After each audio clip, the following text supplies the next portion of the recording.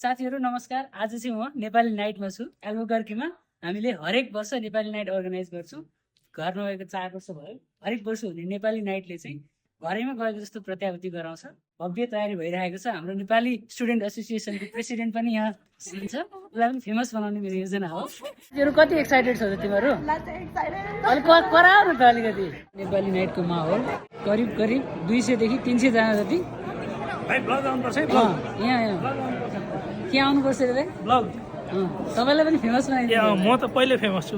एउटा मान्छेले चाहिँ बल लिएर आउनु भएको छ हैन। जहाँ गए पनि फुटबल ल्याउनै पर्छ।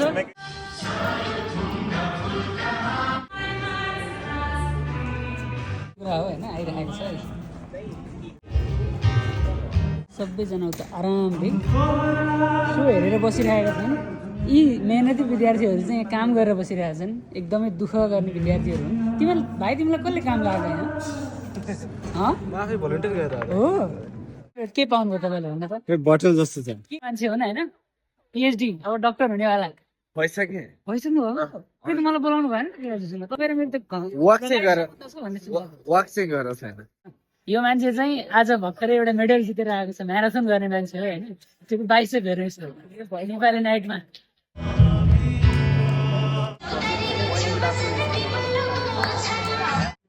त्यसै मान्छे सक्सेसफुल हुन्छ त? यस्तो इभेन्टको बेलामा पनि उसलाई प्रचार गर्नु परिरहेको छ। काम यो मान्छे चाहिँ एकदमै छट्टु मान्छे हो हैन। सबैजना लाइनमा बसिरहेको छ। उसले आएर खानेकुरा खाइसक्यो। हेर्नु त्यसलाई छट्टु मान्छे हो। मासु चाहिँ यहाँ थपी हाल्ला है त। मेरो भिडियो हेर्छ अरे हो एकदम मन पर्छ मलाई। हो। खानेकुरा आइसक्यो।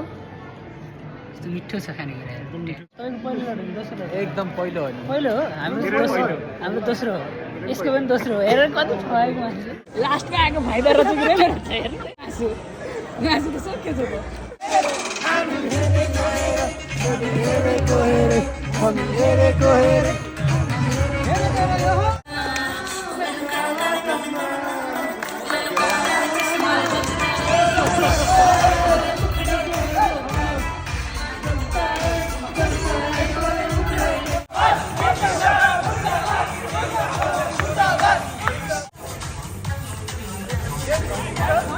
कस्तो लाग्यो त साथीभाइहरू? एकदमै रमाइलो ल।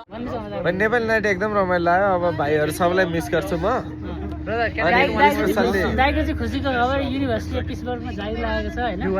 भर्खरै डाक्टर भएको सबसे वेल रेस्पेक्टेड डाक्टर हाम्रो यहाँ के